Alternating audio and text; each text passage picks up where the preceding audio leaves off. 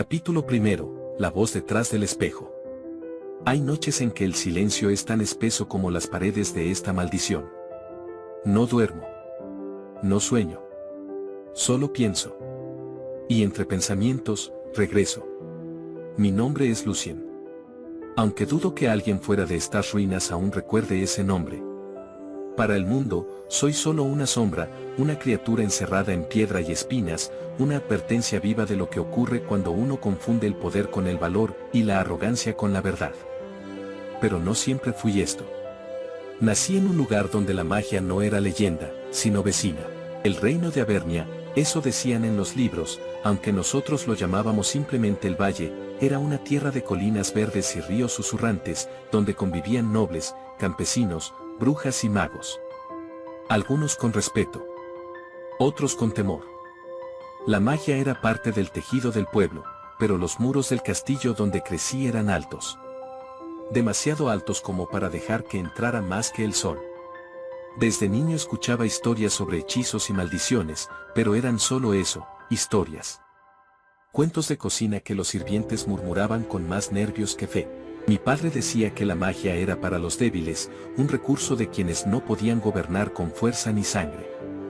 Y yo, que lo admiraba más que a nadie, crecí repitiendo sus palabras sin saber el peso que llevaban. Fue en una de esas tardes en que me escapé del protocolo que la vi por primera vez. Cibelle.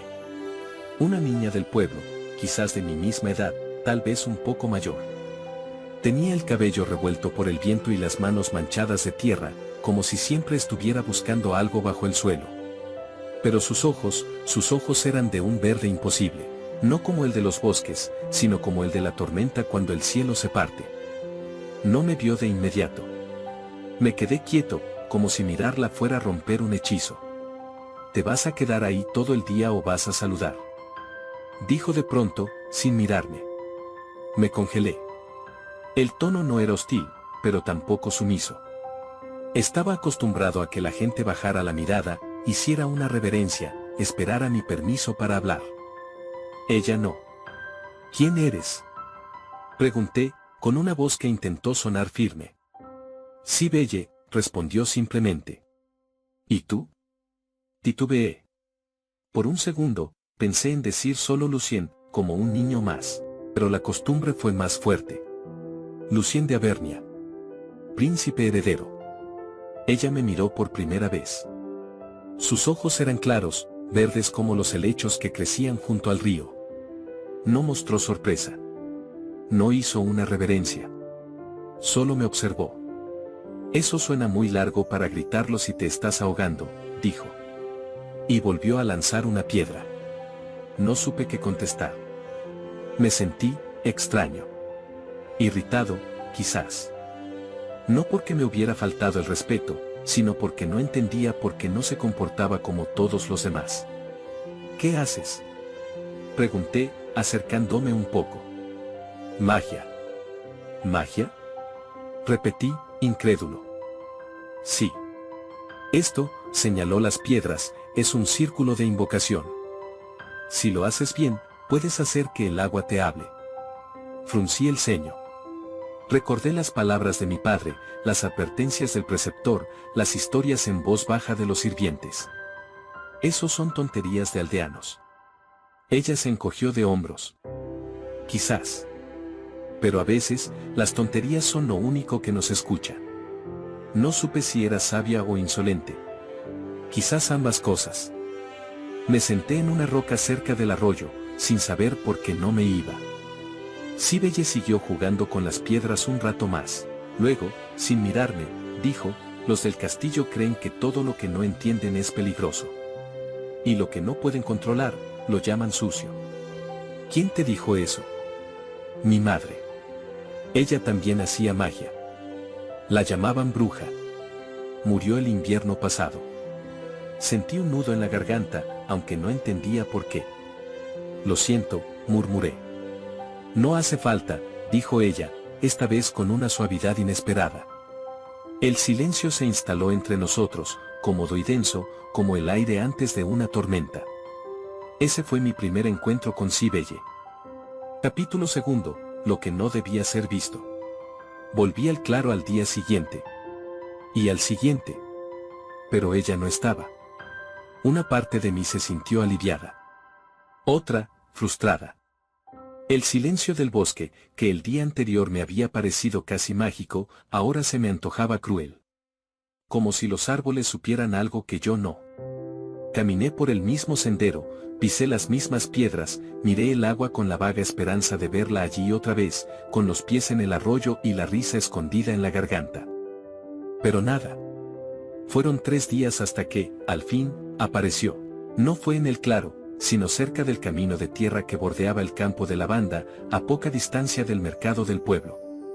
Iba con una canasta, el cabello revuelto como siempre, y los ojos atentos a cada rincón, como si el mundo entero fuera un libro por descifrar. Me vio. Me reconoció. Pero no sonrió. «Te escondiste bien», dijo, sin detener el paso. «Te busqué», le respondí. «¿Por qué?» No supe qué contestar. Ella siguió caminando. No me invitó a seguirla, pero lo hice de todos modos. Anduvimos en silencio, hasta que se detuvo bajo un manzano. Se sentó y empezó a sacar cosas de su canasta: pan, unas ciruelas, un frasco de miel. «¿Siempre sales del castillo como si no fueras tú?», preguntó, mientras partía el pan. «¿Qué quieres decir? Que hablas como si quisieras que te vean como uno más, pero caminas como si esperaras que te aparten el camino». Me quedé callado. Tenía razón, aunque no entendía por qué me molestaba que lo dijera. Pasamos un rato juntos. No fue como la primera vez. Hablamos poco, pero cada palabra pesaba. Sibelle tenía esa forma de mirar que atravesaba cualquier pose.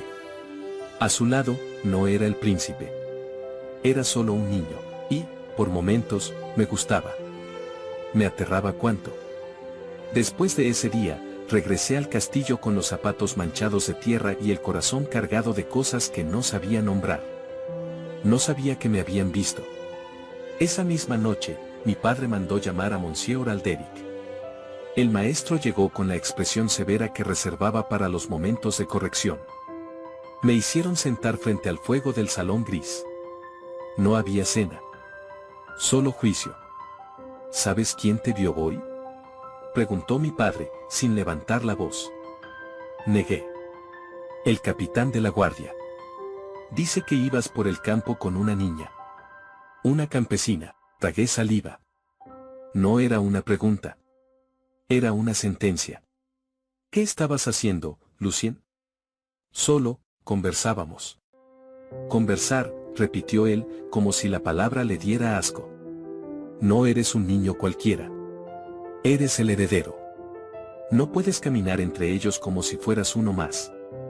Pero ella no me pidió nada. No se inclinó. Solo me habló. «Justamente por eso», rugió mi padre, alzando la voz por primera vez. «Porque no te reconoce. Porque no entiende su lugar. ¿Y tú qué haces? ¿La sigues?». Alderic intervino, más frío, más preciso.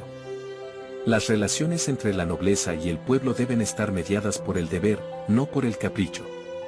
¿Qué crees que pensará la corte si el príncipe de Avernia se deja embrujar por una niña del barro?». No respondí. Porque ya lo sabía. Porque ya empezaba a entender que mis pasos no eran míos. Que hasta mi silencio tenía consecuencias. «No volverás a verla», ordenó mi padre. Esa noche no dormí. Y la mañana siguiente, caminé hasta el claro por última vez. Sibelle estaba allí. «Pensé que no vendrías», dijo, sin mirarme. «No puedo quedarme». Ella se volteó, apenas.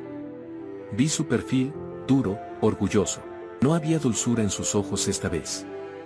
«¿Te lo prohibieron?». No respondí. «¿Y obedeces?». «No entiendes, no es tan simple». «Lo es», interrumpió ella. «Tú eliges. Y elegiste no estar aquí». Sentí un nudo en la garganta, pero no podía deshacerlo. «Eres del pueblo, yo soy del castillo. No podemos». Ella dio un paso atrás, como si mis palabras la hubieran empujado. «Ah, ahora entiendo». Quiso sonreír. Pero no lo hizo. Pensé que tú eras distinto, susurró. Pero solo hablabas bien. Me fui. Sin mirar atrás. Y ella, Cibele, se quedó allí, entre las piedras del arroyo, con los ojos como relámpagos que aún no caen. No la vería otra vez, hasta que fuera demasiado tarde. Capítulo 3. La mirada entre la multitud. El tiempo no detuvo su paso, aunque por momentos yo lo intentara. Mi padre enfermó lentamente, como si su orgullo se resistiera a ceder antes que su cuerpo. Mi madre enmudeció con los años, y el castillo fue perdiendo su voz. Cuando al fin llegó el día de mi coronación, lo recibí con la misma frialdad con la que se asumen las herencias no deseadas. El pueblo se reunió en la plaza, las campanas tañeron su eco en las montañas, y las banderas ondearon con un entusiasmo que no sentí propio. Yo era el nuevo rey, Lucien de Avernia, el heredero de sangre, el último nombre de una estirpe que prefería morir antes que inclinarse. Me detuve en los escalones del palacio, mirando desde lo alto al mar de rostros que se agitaban abajo. No los conocía. No me conocían. Eran figuras distantes, manos alzadas, ojos curiosos. Y entonces la vi. De pie entre la multitud. Quietísima. Como si el tiempo no la rozara. Una túnica negra la envolvía, pero su rostro estaba descubierto. El mismo rostro. El mismo cabello enredado, ahora más largo. Y los ojos, esos ojos que no había olvidado, ni en las noches más oscuras, verdes como la tormenta antes del trueno. No sonreía. No gritaba. Solo me miraba. Como aquella vez en el claro. Como la última vez. Mi corazón se detuvo por un segundo. Fue solo un instante. Un parpadeo. Pero lo sentí. Ella había vuelto. No sé cómo lo logró. Quizás ya lo había previsto. Quizás siempre supo entrar donde otros necesitaban permiso. Esa noche, mientras los nobles celebraban con vino y máscaras, yo regresé a mis aposentos. Cerré la puerta. Me deshice del abrigo real. Me acerqué al espejo, buscando algo en mi reflejo que me recordara quién era. Entonces, detrás de mí, humo, un susurro morado. Silencioso. Cálido como el aliento de un recuerdo. Me giré. Y ahí estaba. Hola, Lucien. Cibele. De pie. Serena. Sus manos colgaban a los lados, pero había tensión en su postura, como si pudiera desatar una tormenta con solo pensarlo. ¿Cómo entraste?, pregunté, estúpidamente. Ella sonrió, apenas. Pensé que después de tantos años, esa no sería tu primera pregunta. Mi voz tembló. ¿Qué eres? Soy lo que tú decidiste que fuera, respondió, dando un paso al frente. Una bruja, ¿no? Una campesina con trucos y barro en las uñas.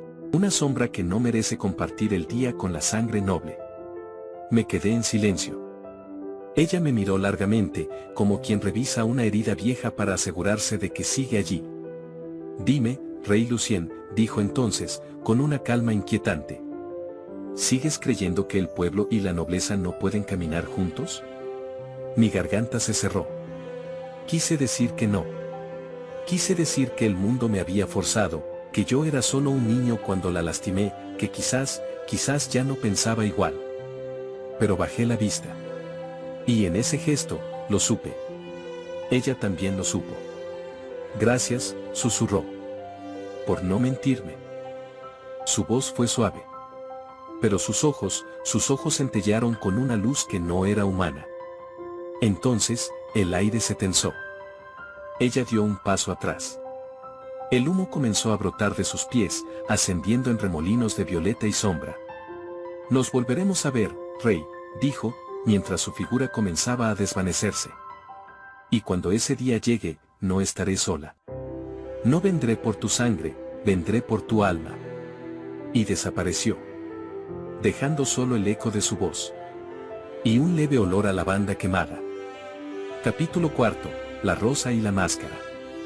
Con los años aprendí a escuchar. No fue fácil.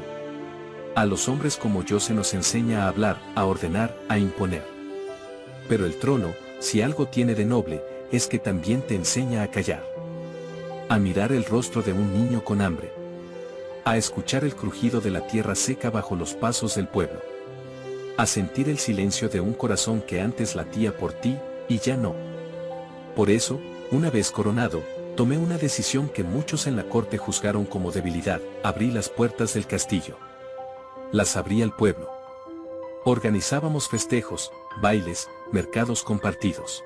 Dejé que el mármol oliera a pan horneado. Permití que las risas ensuciaran los muros que antes solo conocieron los ecos de la realeza. Me mezclé entre ellos, no como un rey disfrazado, sino como un hombre buscando lo que alguna vez perdió sin entender su valor. La verdad, lo admito, la buscaba a ella. Cada vez que se encendían los faroles en la plaza, que la música del laúd y la flauta llenaba los patios, mi vista recorría cada rostro. Esperando. Anhelando. Que entre las trenzas del pueblo, el cabello oscuro de Cibele volviera a cruzarse con mi destino. Y una noche, creí verla. Fue durante el baile de cosecha, una celebración de fuego y vino que recorría el palacio con la alegría de un río desbordado. Los salones estaban encendidos con guirnaldas de luz dorada. El aroma a canela y clavo se mezclaba con el de las flores traídas de la ribera. Las mujeres giraban con sus vestidos de lino claro, los hombres chocaban sus copas con risas rotas por el entusiasmo. Yo bailaba con una joven de mejillas sonrosadas. Fingía sonreír. Fingía estar presente. Pero mi mirada, como siempre, buscaba algo que no sabía si aún existía. Hasta que la vi. O creí verla, una figura, cruzando entre los pilares. Rápida. Vestida de sombras. Me alejé bruscamente, sin una excusa. Crucé el salón entre murmullos y telas que rozaban mi capa. Salí al vestíbulo, luego al corredor que conectaba con los jardines. Mi corazón golpeaba como si aún tuviera 20 años. Y fue entonces que la anciana se atravesó en mi camino. Para vos, mi rey, dijo con una voz áspera, casi un susurro. Sostenía una rosa. Roja. Perfecta. Como las que crecen en sueños, no en tierra real. Fuera de aquí, vieja, dije, sin pensarlo. Sin ver. Sin detenerme. Aparté su mano. La rosa cayó al suelo, rodando en silencio hasta perderse en la sombra de una columna. Seguí corriendo. Buscando a Cibele entre las hiedras. Pero no la encontré. El jardín, como siempre, me respondió con su silencio. Y al girar, ahí estaba. La anciana. Pero esta vez, su túnica negra parecía más densa, más viva. La reconocí de inmediato. No, murmuré. Ella sonrió. Y fue entonces que sucedió. El aire se volvió pesado. El cielo se oscureció aunque no era aún medianoche. Una ráfaga de viento apagó las antorchas. Y la anciana, cambió. Del humo oscuro emergió Cibele. No la niña, no la mujer del pueblo. No la sombra. Era bruja.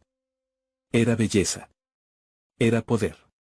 Sus ojos brillaban como los de un dios antiguo.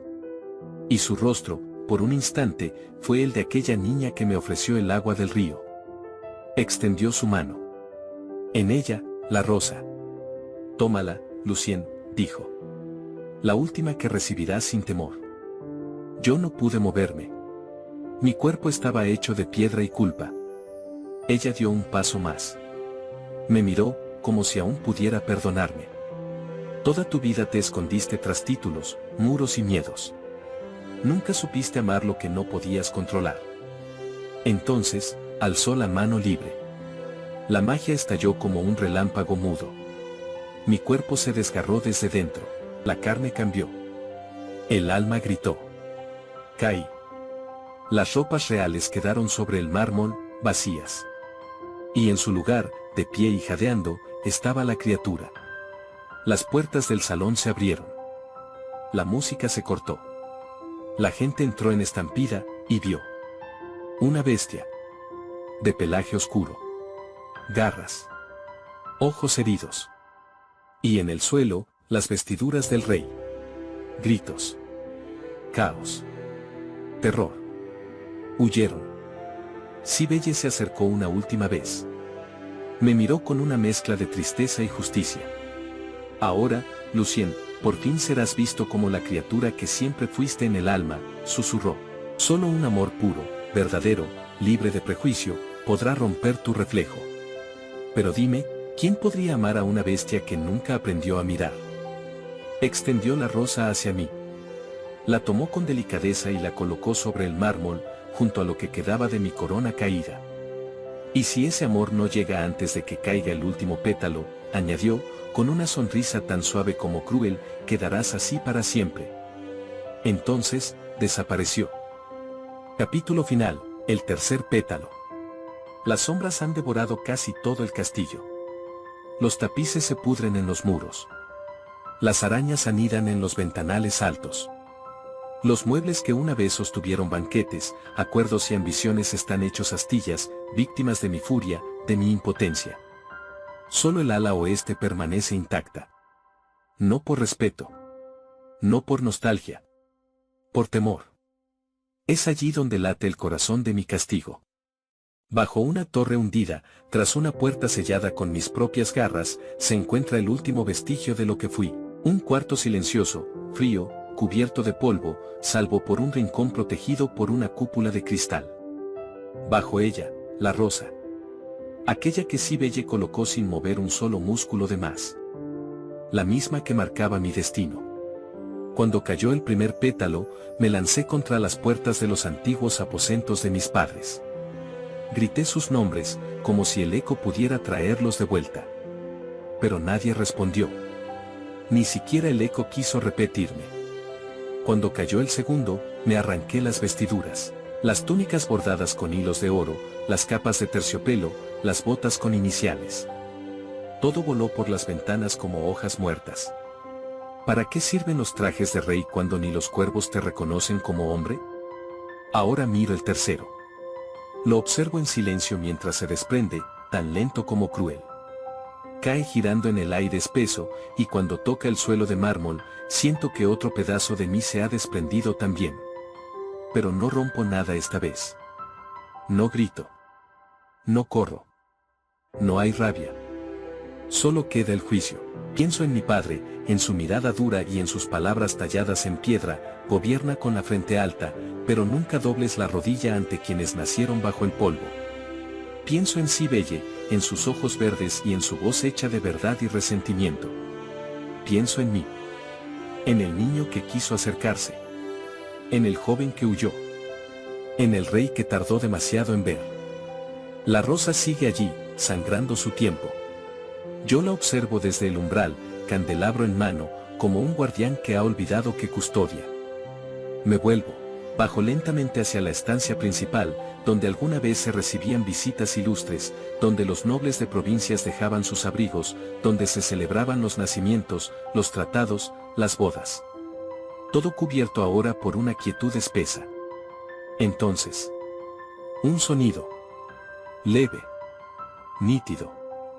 Real. La puerta principal. Un golpe, un crujido. Y luego, una voz. Una voz joven, femenina, trémula pero decidida.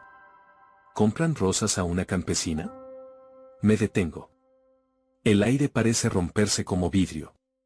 La rosa bajo la cúpula, allá en lo alto, tiembla. El candelabro tiembla en mi mano. Camino hacia la puerta. La abro con lentitud, como quien abre un recuerdo que ya no esperaba encontrar. Y allí está. Una joven. Con un vestido azul deshilachado, los cabellos recogidos con descuido, las mejillas enrojecidas por el viento. Lleva una canasta colmada de rosas rojas. Me mira. No con miedo. No con reverencia. Solo, curiosidad. Yo no digo nada. Y allí, en el umbral de la ruina y el destino, termina la historia que he contado. La historia de cómo llegué a convertirme en lo que soy. Lo que venga ahora, ya no depende solo de mí.